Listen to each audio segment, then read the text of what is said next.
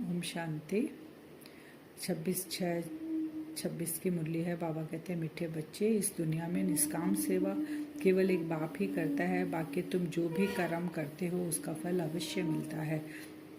निष्काम सेवा बाबा ही करता है, क्योंकि बाबा है निराकार। बाबा इस ड्रामा के चक्र में नहीं आते हैं। बाबा कहते हैं, मुझे कुछ चाहिए नहीं, मैं तो आता हूँ तुमको पतित से पावन बनाकर विश्व की बादशाही देकर मैं परम धाम में चला जाता हूँ। बाकी हम जो आत्मा है, जो देह के द्वारा पाठ बजा रही है, जो भी कर्म करते हैं उसका फल हमें जरूर मिलता है। प्रश्न है, ड्रामा अनुसार कौन सी बात 100% सर्टेन है जिसकी तुम बच्चों को खुशी है? क्या बात सर्टेन है कि 100% ये होगा, एकदम निश्चिंत हम रहें? कौन सी बात ड्रामा अनुसार सर्टेन है कि नई राजधानी स्थापन होनी ही है? तुम बच्चों को खुशी है कि श्रीमत पर हम अपने लिए अपनी राजधानी स्थापन कर रहे हैं। इस पुरानी दुनिया का विनाश तो होना ही है। तुम बच्चे जितना पुरुषार्थ करेंगे उतना उच्च पद प्राप्त होगा। बाबा ने कहा, नया युग माने सतयुगी दुनिया, तुम्हारी जो राजधानी है वो तो आएगी, क्योंकि ड्रामा में ये फिक्स है। बाबा कहते हैं हर चीज एक्यूरेट। ड्रामा में जो कल पहले हुआ वही होगा। तो कल पहले बाद भी क्या हुआ? संगम के बाद सतयुग आया, तो अभी भी संगम के बाद सतयुग आएगा। तो ये सर्टेन है। बाबा करें तुम्हारी राजधानी है, लेकिन तुमको पुरुषार्थ करना पड़ेगा। क्यों? उस राजधानी में जाकर वहां पे पद है, तो ऊंच और नीच पद प्राप्त हो। कैसे होगा? पुरुषार्थ के ऊपर। गीत है, तुम्हें पाके हमने जहां पा लिया, जमी तो जमी आसमान पा लिया। ओम शांति। जो बच्चे कहते हैं, बाबा भी वही कहते हैं। बच्चे कहते हैं, बाबा तुम्हें पाके हम स्वर्ग के मालिक बनते हैं। तो बाप भी कहते हैं, बच्चे मन मना भाव।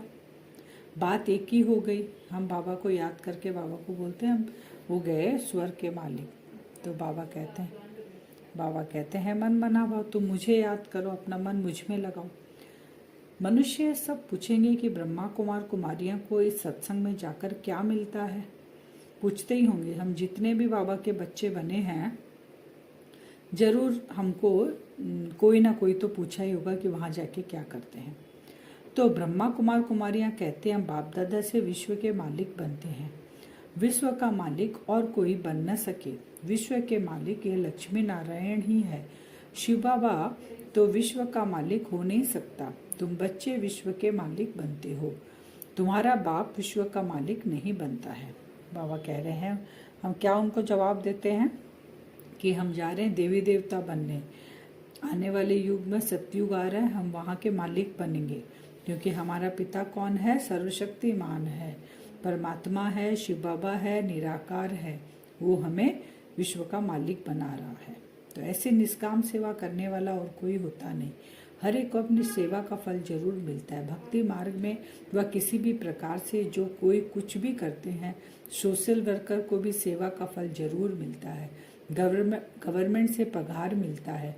बाप कहते हैं, मैं ही एक निष्काम सेवा करता हूँ, जो बच्चों को विश्व का मालिक बनाता हूँ, और मैं नहीं बनता हूँ।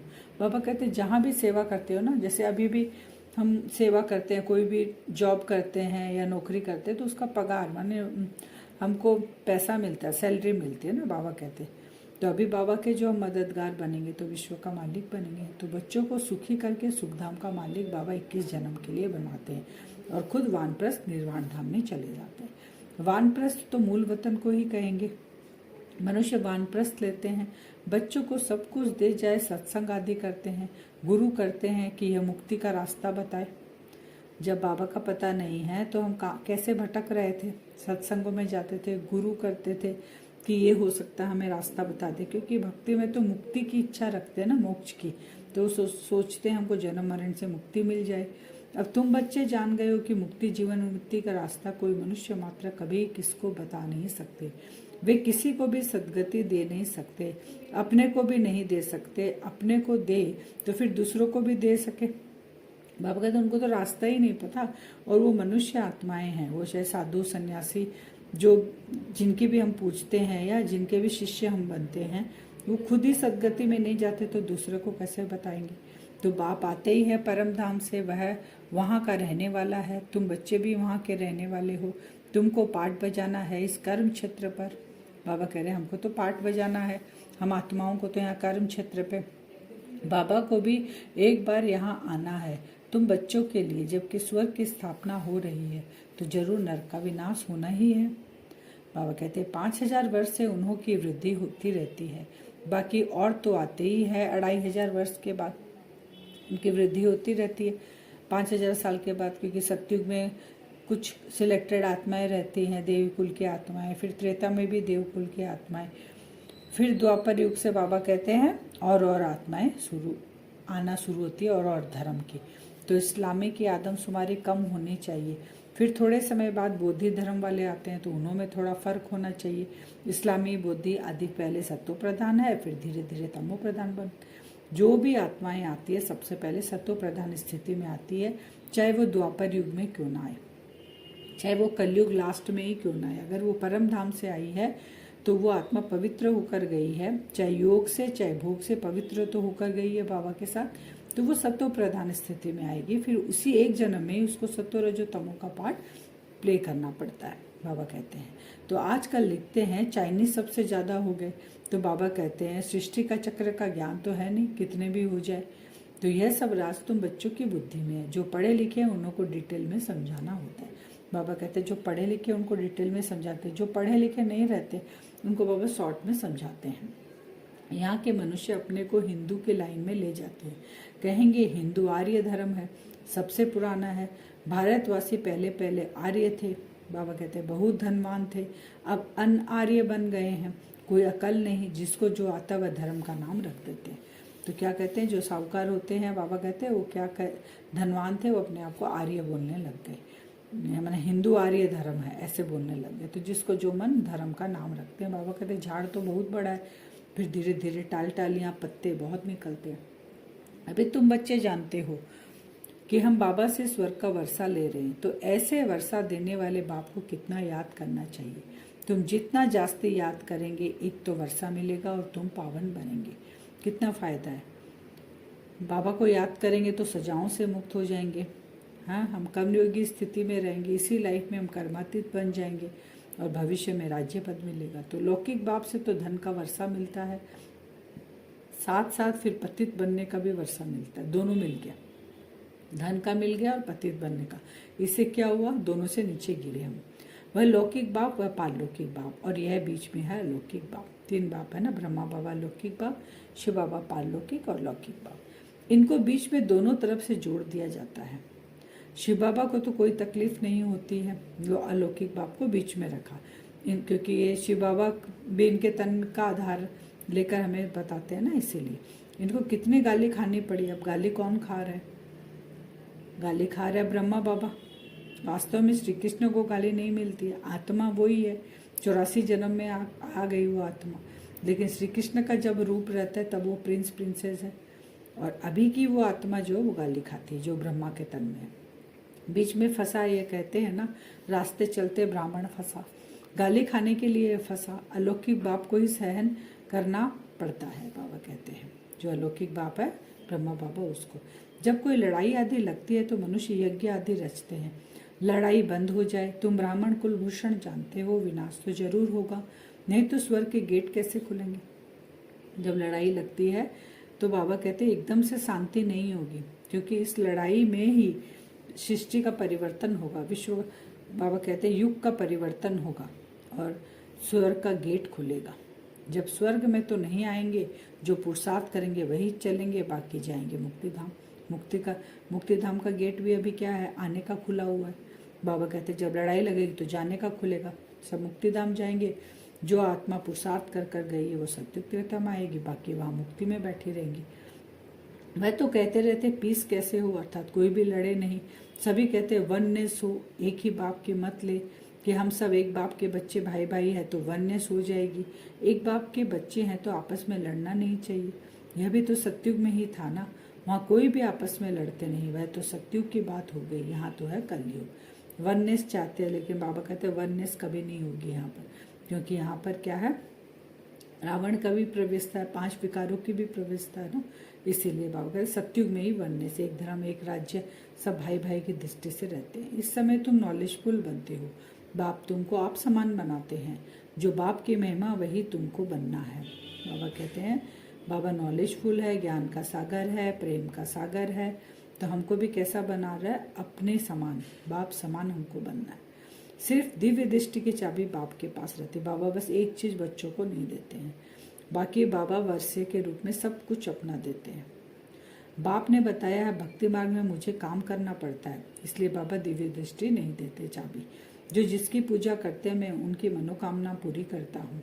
यहाँ भी दिव्य दृष्टि का पाठ चलता है। कहते हैं ना, अर्जुन ने विनाश का साक्षात्कार किया, विनाश भी जरूर होना है, विष्णुपुरी भी जरूर स्थापन होनी है। दिव्य दृष्टि से बाबा साक्षात्कार का पाठ करते हैं। भक्ति मार्ग में जो जिसकी पूजा करते हैं ना, उस रूप में कराते हैं बाबा, क्योंकि जैसे हम हनुमान जी की, राम जी की पूजा करते हैं द्वापर युग में, तो अब वो राम और हनुमान जी की आत्मा तो अभी धरती पे पाठ बजा रही है, उस आत्मा में तो इतनी ताकत है नहीं, वो तो खुद को ही भूल गई, अपनी पूजा कर रही है। तो लेकिन उस रूप में साक्षात्कार कराते हैं शिव बाबा उनको। तो वही बाबा कहते हैं साक्षात्कार कराने का पाठ मेरा, इसलिए मैं दिव्य दृष्टि की चाबी किसी को भी नहीं देता। चारों तरफ बाबा कहते हैं हाहाकार मचना है, बुद्धि समझ सकती है, नेचुरल कैलेमिटीज आनी है, मूसलधार बरसात भी होनी है, इन सब का विनाश हो जाए तब सत्युग की स्थापना हो। 5 तत्व की खाद भी मिल जाएगी। बाबा कह रहे 5 तत्वों की खाद भी तुमको मिल जाएगी। जो भी हमारे पास है सब कहाँ जाएगा, यहीं पर ये सब कुछ, यहीं पे ही सब खत्म हो जाएगा, साथ कुछ भी नहीं जाएगा। बाबा कह रहे जाएगा क्या, जो तुम अभी पुरुषार्थ कर रहे हो, ईश्वर तभी जोत दे रहे हो, जो बाबा के मददगार बने, बाबा मदद मांगते हैं, जो मेरे बच्चे बने, वो संस्कार हम लेके जाएंगे। भक्ति मार्ग में देखो रुद्र यज्ञ कैसे रचते हैं, भक्ति का यज्ञ, यहाँ का यज्ञ, शिवलिंग का लिंग और छोटे छोटे शालिग्राम बहुत बनाकर पूजा कर कर फिर मिटा देते हैं। शालिग्राम का रूप क्या हुआ, आत्मा, माने शिव बाबा के बच्चे, लेकिन जानते नहीं है। लेकिन पूजा देखिए, पूजा भी वैसे ही करते हैं, एक बड़ा लिंग बनाते हैं शिव बाबा का और उसके छोटे छोटे बच्चे, जैसा लिंग का रूप वैसा शालिग्राम का रूप, क्योंकि आत्मा परमात्मा एक ही रूप है ना, इसलिए। और फिर उसको मिटा देते हैं, फिर रोज बनाते हैं, पूजा करके फिर तोड़ देते हैं। शिव बाबा के साथ जिन्होंने भी सर्विस की उन्हों का भी यह हाल करते हैं। कौन हाल करते हैं, भक्ति मार्ग में हम बच्चों का, बाबा कहते हैं तुम बच्चों का भी ऐसा करते, मिटा देते हैं। रावण की देखो हर वर्ष एफिजी बनाए उनको जलाते हैं, दुश्मन की तो 1-2 बार एफिजी बनाए जलाते हैं, ऐसे नहीं कि वर्ष वर्ष जलाने का नियम रखते हैं। बाबा कहते हैं तुम हर साल रावण को जलाते हो, लेकिन अब कोई दुश्मन है तो उसको कितना बार जलाएंगे, 1 या 2 बार। लेकिन रावण ऐसा दुश्मन है कि सबके अंदर प्रवेश कर चुका है ना, और प्रवेश करने के बाद हर साल दिनों दिन अपना रूप बढ़ाते जा रहा है। तो उसी को ही हम, क्योंकि दुश्मन समझते हैं रावण को, अभी ज्ञान के कारण हम समझ रहे हैं, बाकी काम क्रोध मोह लोभ अहंकार को कोई दुश्मन नहीं समझता। वो सोचते हैं अनादि मैंने आते ही जा रहा है, अपने आप ही नेचुरली आता है, ऐसा समझते हैं ना। तो एक बार ही गुस्सा निकाल देंगे। रावण को तो हर फर्ज जलाते, इनका अर्थ कोई समझते थोड़े ही है। फिर कहते रावण ने सीता को चुराया, कुछ अर्थ नहीं समझते। फॉरेन, बाबा कहते हैं फॉरेन्स क्या समझेंगे, कुछ भी नहीं, फॉरेनर लोग को तो ये पता ही नहीं, क्योंकि उनके यहाँ भक्ति वो करते ही नहीं, बस एक को मानते, गॉड फादर को। फिर कहते हैं रावण ने सीता को चुराया, कुछ अर्थ नहीं समझते। फॉरेन्स क्या समझेंगे, कुछ भी नहीं, दिन प्रतिदिन रावण को बड़ा बनाते जाते हैं, क्योंकि रावण बहुत दुख देने वाला है। अभी तुम इस पर जीत पाते हो, सतयुग में होगा ही नहीं। यह जो कर्म की भोगना बीमारी आदि होती है, यह है रावण के कारण। रावण जितना हमारे अंदर प्रवेश करता है, वो रावण 5 विकार के कारण हमारी कर्मेंद्रियां वो वश में कर लिया ना, तो वो कर्मेंद्रियां भी एक्शन में वैसे ही आती है, कर्म वैसा ही करती है, तो भोगना फिर कौन भोगेगा, हमको ही भोगना पड़ता है। तो रावण की प्रवेशता होने के कारण मनुष्य जो भी कर्म करते हैं वह विकर्म हो जाते हैं। सुख दुख का खेल बना हुआ है, इस हिस्ट्री ज्योग्राफी का किसी को भी पता नहीं। लक्ष्मी नारायण को यह राज्य कैसे मिला, किसको पता नहीं। तुम छोटे छोटे बच्चे समझाते हो, यह लक्ष्मी नारायण सतयुग में राज्य करते थे, संगम पर यह राजयोग सीख यह पद पाया है। बाबा कहते हैं राजधानी स्थापन हो रही है, यह सर्टेन है, ये पक्का कर ले, एज सर्टेन एज डेथ। तुम जानते हो हम फिर से राज्य भाग्य लेते हैं, कल्प कल्प बाप से वर्षा लेते हैं, जितना पुरुषार्थ करेंगे उतना उच्च पद पाएंगे। सटन है। वरदान है, पुराने संस्कार रूपी अस्थियों को संपूर्ण स्थिति के सागर में समाने वाले सम्मान और संपूर्ण भव। पुराने संस्कार रूपी अस्थियों को संपूर्ण स्थिति के सागर में समाने वाले समान और संपूर्ण भव। बाप समान व संपूर्ण बनने के लिए सृष्टि की कयामत के पहले अपनी कमजोरियां और कमियों की कयामत करो। कोई भी उलझन का नाम निशान न रहे, ऐसा अपने को उज्जवल बनाओ। जैसे जन्म परिवर्तन के बाद पुराने जन्म की बातें भूल जाती है, ऐसे पुरानी बातों को, पुराने संस्कारों को भस्म करो। अस्थियों को भी संपूर्ण स्थिति के सागर में समा दो, तब कहेंगे समान और संपूर्ण। स्लोगन है, विस्तार को सार में समाने की जादूगरी सीख लो तो बाप समान बन जाएंगे। विस्तार से सार में आना है। और अस्थियां जो बाबा बोले हैं वरदान में, संस्कार, ये हमारे पुराने स्वभाव, संस्कार, कमी, कमजोरी सबको हमको स्वाहा करना है सागर में। जैसे अस्थियां को ले जाकर गंगा में, पानी में बहाते हैं ना, मरने के बाद अस्थियां निकाल कर, वैसे हमको पूरा स्वाहा करना है। अव्यक्त इशारे, हर्षित रहने के लिए अपने नेचर को सरल बनाओ, सहनशील बनाओ। सहनशीलता वाले बाहर मुक्ता के वाइब्रेशन को ही नहीं, लेकिन मन के संकल्प भी जो उत्पन्न होते हैं, उन संकल्पों की उत्पत्ति को देखकर भी घबराएंगे नहीं।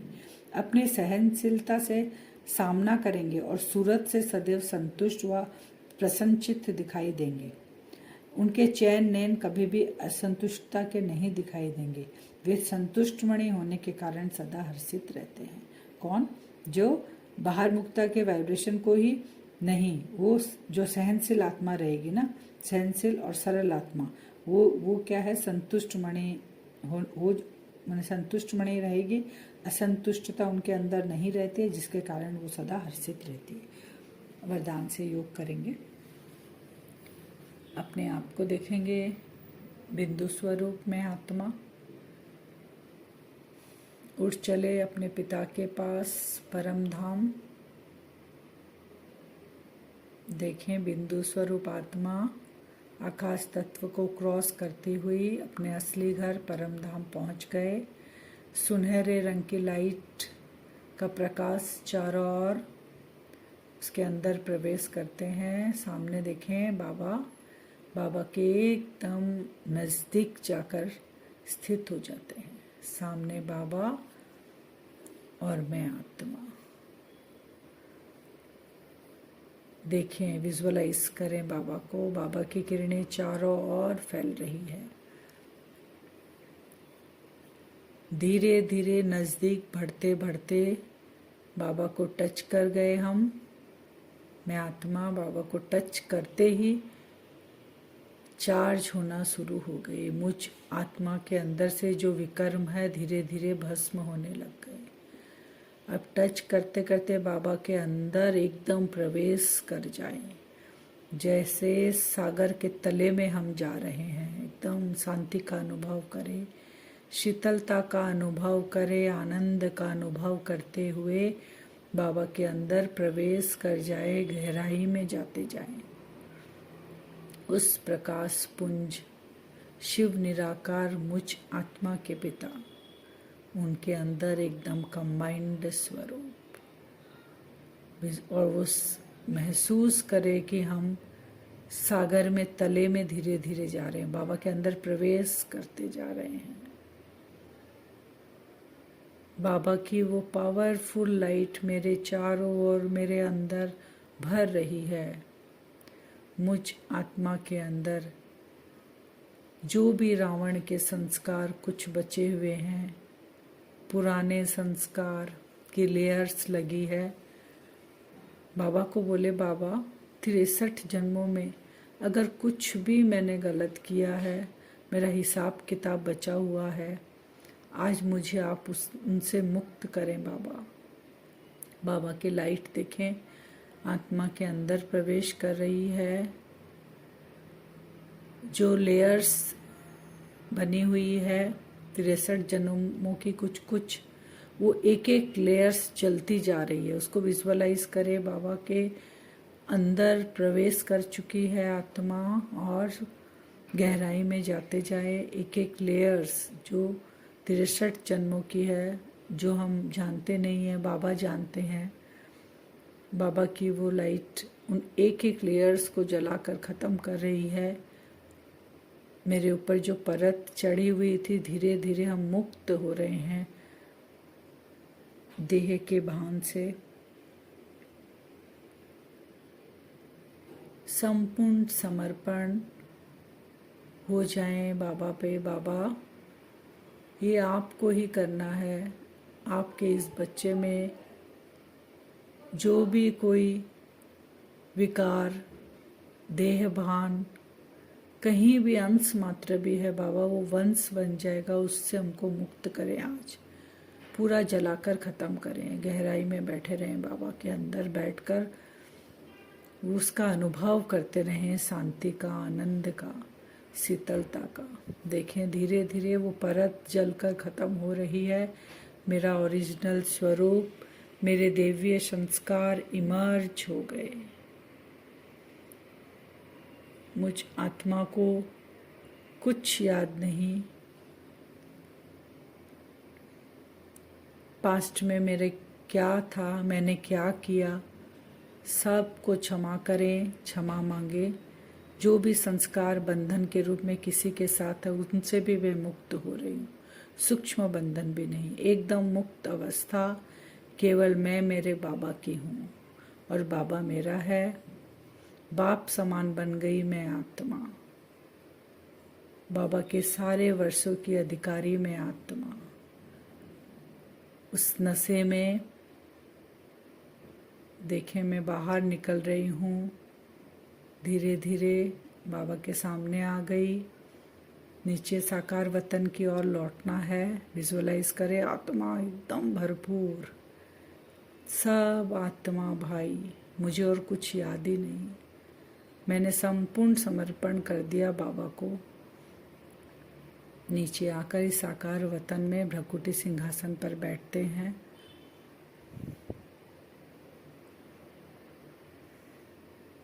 केवल मैं आत्मा, मेरा संबंध आत्माओं के साथ है।